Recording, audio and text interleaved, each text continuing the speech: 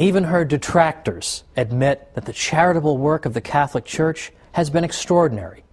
But today we're going to see that Catholic charity has historically been even greater than Catholics themselves may realize. So join me today for the Catholic Church, Builder of Civilization.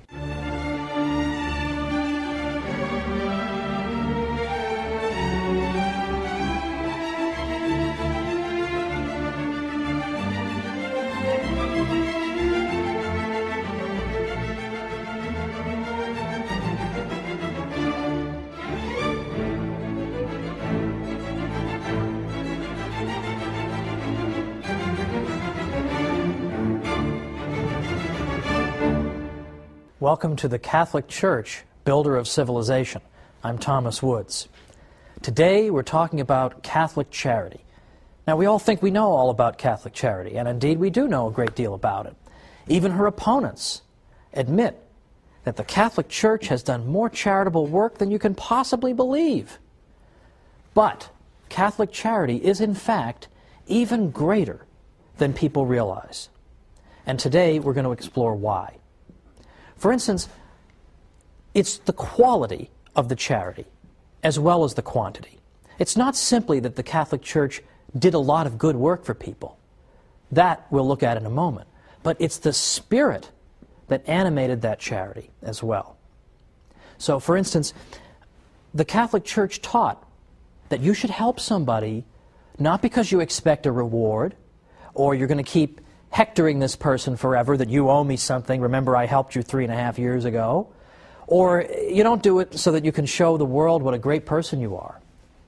You do it because it pleases God, because you respect a fellow human being as being made in the image and likeness of God, and that you know that charitable work pleases Him. This is why you do it. You do it out of a love for God and your fellow man, not because you expect any kind of reciprocity. Beyond that, we have even the counsel from the Church that you should even help your own enemies. What, are you crazy? In the ancient world, they would have thought that was crazy. In ancient Greece and Rome, that would have been considered absurd. And indeed, in the ancient world, a lot of the giving was self-interested. It was not given out of the pure desire simply to help a fellow human being. So the quality, the kind of charitable work, the spirit that animated it, was very different in the Catholic world than it had been in the world that preceded the Church. But we should not at the same time disparage the question of quantity, because here too the Church excelled. Because for the first time you had institutionalized care for the sick and widows and orphans and the poor. Now again, there had been generosity shown in the ancient world, no one would deny that, but nowhere near the level that we see under the Catholic Church. Now remember my rule, I want to cite anti-Catholics whenever I can to show that what I'm saying really is true, because even an opponent of the Church admits it. Well, I'm fond of citing a historian from the 19th century named W.E.H. Lecky, because he was known to be an opponent of the Catholic Church, and yet when he wrote about this subject, and he spanned the historical record, he concluded that there is no question that neither in practice nor in theory, neither in the institutions that were founded, nor in the place that was assigned to it in the scale of duties, did charity in antiquity occupy a position at all comparable to that which it has obtained by Christianity. So it's both the quality and the quantity of the Catholic charitable work that distinguishes it and makes it so historically interesting and compelling. Now, one objection can be raised to what I've said so far. There was an ancient school of philosophical thought called Stoicism. And the Stoics did indeed seem to be people who called for doing good deeds out of a sense of duty and without any expectation of reciprocity. The Stoics, in effect, believed that the wise man was a man who had no emotional connection to the world, who was such a master of his own person that he was utterly unperturbed by outside events, no matter how tragic. Well, it was in that spirit, that very, in a sense, empty kind of spirit of merely discharging your duty, that the Stoics engaged in charitable work. Yes, they taught that the wise man knows that he is a citizen of the world and all men are, in effect, to be cared for, but they are to be cared for without lending any emotional attachment to the relationship. So, for example, Seneca, who was a Stoic, said, "The sage will console those who weep, but without weeping with them. He will succor the shipwrecked, give hospitality to the proscribed, and alms to the poor, restore the son to the mother's tears, save the captive from the arena, and even bury the criminal. But in all, his mind and his countenance will be alike untroubled. He will feel no pity. He will do good, for he is born to assist his fellows, to labor for the welfare of mankind, and to offer each one his part. His countenance and his soul will betray no emotion as he looks upon the withered legs, the tattered rags, the bent and emaciated frame of the beggar. But he will help those who are worthy, and like the gods, his leaning will be toward the wretched. But it is only diseased eyes that grow moist in beholding tears in other eyes." Well, that was the spirit of the charity of the Stoics. So they themselves were to be unperturbed by outside events, by the misfortunes of those whom they helped. And so naturally they were perhaps not as eager to go out looking for evil, because they in effect tried to ignore the existence of evil. They did not make the kind of emotional connection that we see, for example, in a Mother Teresa. Mother Teresa, these people were not. In fact, we have example after example of Stoics being given bad news. For instance, "Sir, your child has just perished," and we hear the Stoic reply so flippantly, saying things like, "Well, had to go sometime." Who on earth would say that when losing a child? But that was how the Stoic demonstrated his complete mastery of the outside world. "I'm unperturbed by this. Nothing can affect me. I do not let my emotions get the better of me." Now, getting back to the Catholic Church, where does this spirit of Catholic charity come from? Well, it comes from her founder. It comes from the teaching of Christ himself, who of course said to us, "A new commandment I give unto you, that you love one another as I have loved you, that you also love one another. By this shall all men know that you are my disciples, if you have love one for another." St. Paul went to an even greater extreme to some people when he specifically noted that you should show charity even toward your enemies. Now, Christ instructed that of us as well. But St. Paul was cited repeatedly on this front, and his letters were cited repeatedly by early church fathers to encourage people to follow the counsel of St. Paul, and in fact to do good even for their enemies. Now, we're going to talk more about Catholics doing good for their enemies a little bit later. But for right now, let's look at early church history and see them taking the words of Christ and making them into reality. We already see that in early church history, during the context of the Mass, the faithful's offerings for the poor would be placed on the altar. Early Christians also imposed fasts on themselves so that they could save the money they would otherwise use to buy food and give that to those who were in need. Now, the church fathers even, who, as I said in a previous episode, were prolific writers, and that St. Isidore of Seville once said that if you tell me that you've read everything St. Augustine wrote, you're obviously a liar. Yet they found time to do this, because this is an indispensable part of the Christian life. St. Augustine, for instance, established a hospice for pilgrims, ransomed slaves, and gave away clothing to the poor. In fact, he told people, "Don't give me expensive clothing as a gift. You may like me, you may be impressed with my writing and my speaking, but don't give me expensive clothes, because I'm not going to wear them. I'm just going to sell them and give the proceeds to the poor." St. Cyprian and St. Ephrem organized relief efforts during times of plague and famine. Now, St. Cyprian in particular instructed Christians, this is the 3rd century, during a pestilence in Carthage. He said, "If we only do good to those who do good to us, what do we more than the heathens and publicans? If we are the children of God, who makes his sun to shine upon good and bad, and sends rain on the just and the unjust, let us prove it by our acts, by blessing those who curse us, and doing good to those who persecute us." Now there was a fellow named Pachomius in the Roman army in the early 4th century who was very impressed that at a time when famine and disease struck the army, who came out and helped them? Who came out and lent their undiscriminating assistance? It was those who believed in Christ. And here they were helping some of the very people who had persecuted them in the past. This amazed Pachomius. He wondered, what kind of religious tradition could it be that could inspire this kind of disinterested benevolence, in which you would indiscriminately do good, even to those who had done evil to you? He couldn't believe these people. So what do you think happened? He began investigating the faith. What is this all about? And before long, he himself was a convert. This is, in large part, how a great many Catholics have converted non-Catholics. It's not always by debating them into the church or bashing them over the head into the church, although, by the way, that's how I came in. People bashed me over the head over and over and said, "It's the one true church. What's the matter with you, you Lutheran?"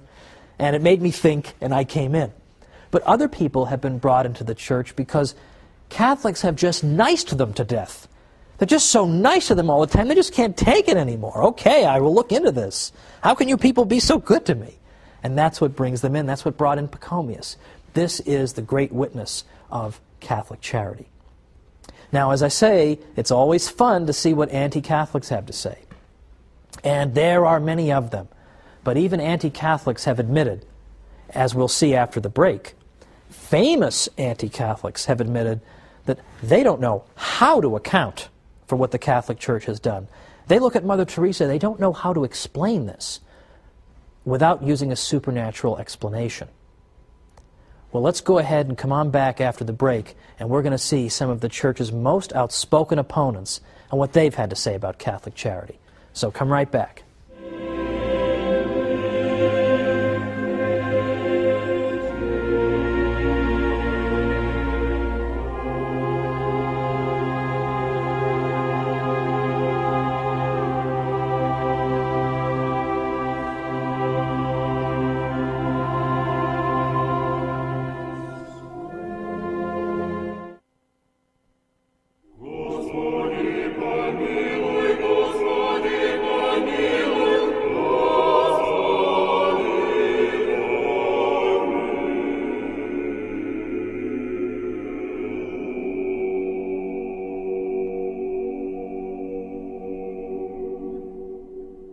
Welcome back to the Catholic Church, builder of civilization. I'm Thomas Woods.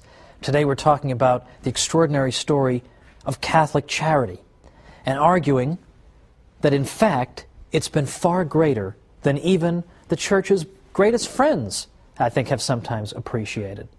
So we've gone through and seen, for example, what the early Church Fathers did in terms of charity. I gave a few examples of that. Or we've seen in the Scriptures where Catholics are urged to display an exemplary degree of charity.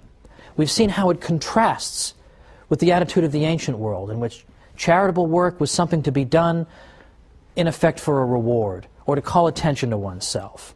And even when you do have the example of a school of thought like the Stoics, that does seem to say you should do good without expecting a reward, they do it out of such an emotionless sense of duty that we almost would view it as dehumanizing today. And that's not what the Catholic Church calls for at all. Well, just before the break, I was pointing out that a great many of the Church's best-known opponents over the years have conceded this point about Catholic charity. So I'd like to make good on that promise and go through a few of them, because this is quite astonishing, what we hear. Voltaire was perhaps the most anti-Catholic French intellectual of the 18th century, and that is saying something. And yet even Voltaire had to admit that he could not get over the extraordinary sacrifice that women religious made in order to work in hospitals. These nuns in their good work were extraordinary to him. And so Voltaire actually said, "Perhaps there is nothing greater on earth than the sacrifice of youth and beauty, often of high birth, made by the gentle sex in order to work in hospitals for the relief of human misery, the sight of which is so revolting to our delicacy." And he said, "Peoples separated from the Roman religion have imitated only imperfectly so generous a charity." Well, of course, ours is the Roman religion that he names. Now that is quite extraordinary, isn't it? That even Voltaire, who despised Catholicism, had to say, I have to hand it to them, I don't know how to account for this. Another example I sometimes cite is Julian the Apostate. Julian the Apostate was a 4th century Roman emperor from about the 360s. And Julian was anti-Christian through and through. He despised the toleration that had been extended to Christianity in the Edict of Milan in 313 by the Emperor Constantine. And in fact, Julian wanted to bring back ancient paganism and wipe out the Christian presence. And so, what did he try to do? He tried to revive a pagan priesthood and pagan ceremonies and all the trappings of an ancient pagan religion and give that the support of the state. And one thing Julian kept coming back to was that people kept being attracted to the Christian religion because the priests in that religion were so good and kind and generous, and the faithful in that religion were so good and kind and generous. And it drives Julian crazy. He says repeatedly, these people are so nice, why are my pagan priests not that nice? Why are you pagans not so nice? Because the Christians are coming in and they're snatching up people left and right by their good example. Why can't we come anywhere near imitating them? Well, there's an interesting compliment, isn't it? Okay, I mean, Julian has no particular interest in complimenting people who have the faith, and yet here he is forced to do it because you're showing us up as pagans. Now, my personal favorite in this list is Martin Luther, because I myself am a former Lutheran. That is a whole other story for a whole other program. However, I know a little something about Luther. I've read an awful lot of what Luther wrote, and Luther himself admitted that he couldn't quite get a handle on Catholic charity either, and why it was that charitable work under his teaching seemed to dry up. He had no explanation for this, and it drove him crazy.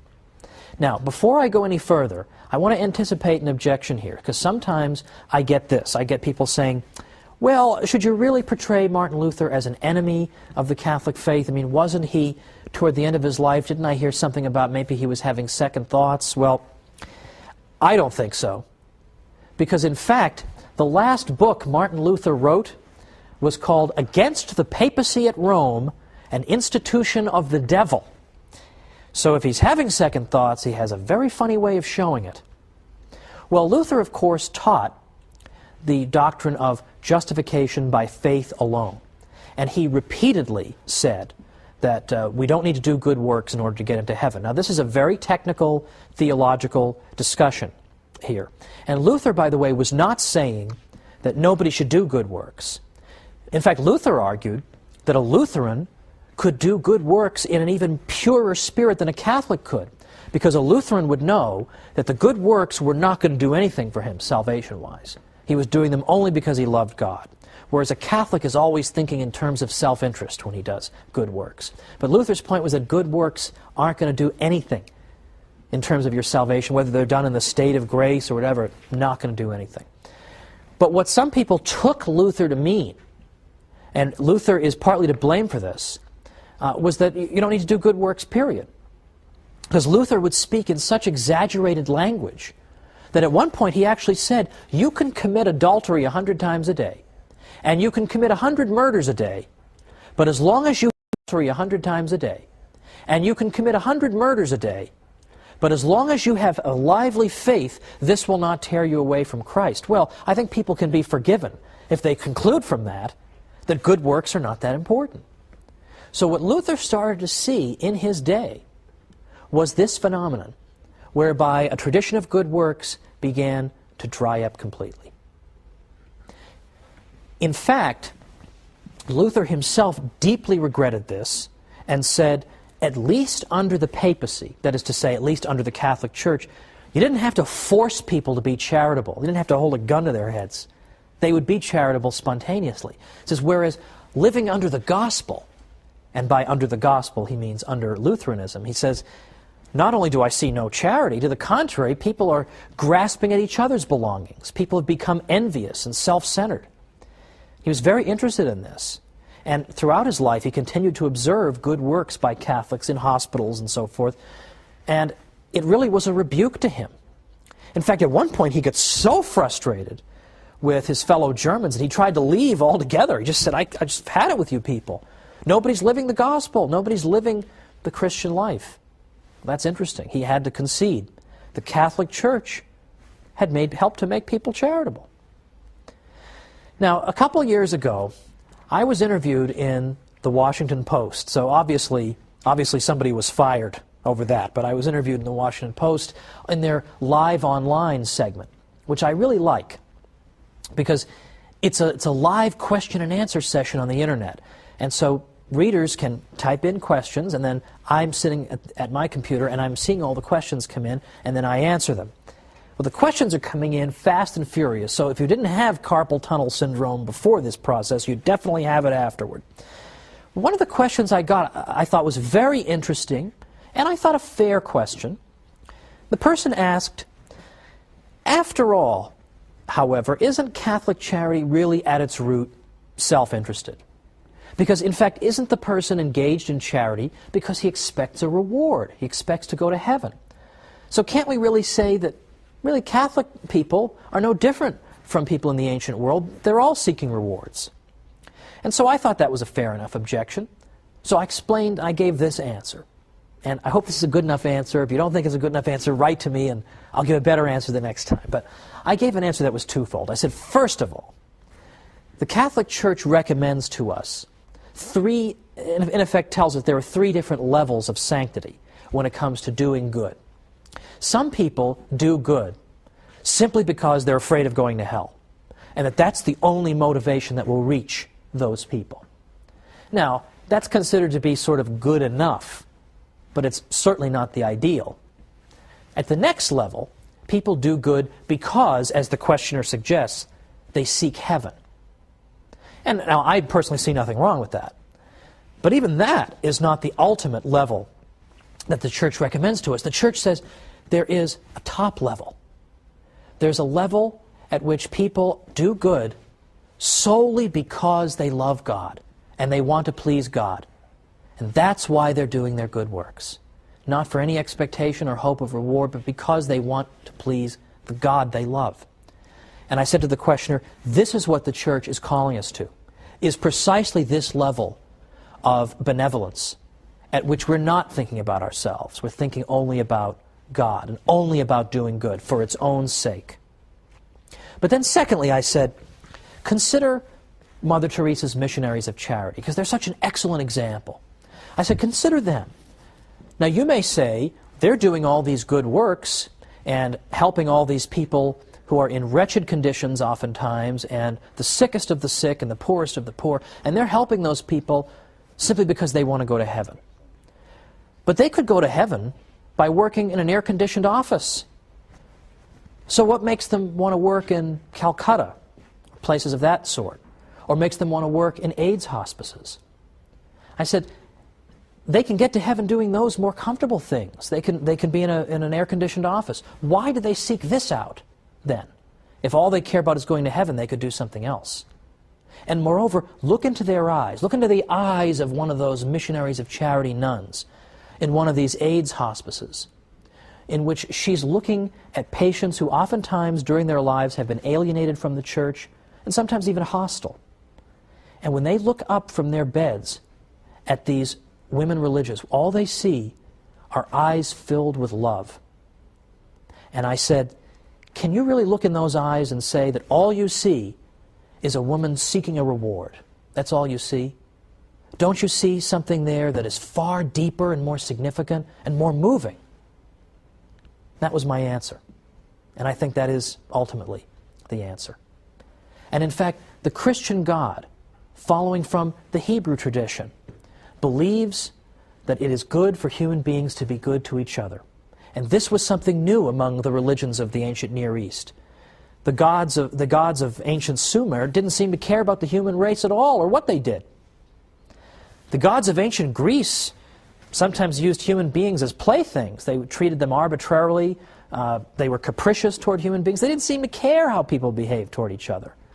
If you wanted to satisfy some of those gods that I've mentioned, you could do so only through various kinds of ritual sacrifice and then just hope for the best. But our God is pleased not only by the sacrifice of the Mass, but is also pleased by good behavior. He cares about how we treat each other.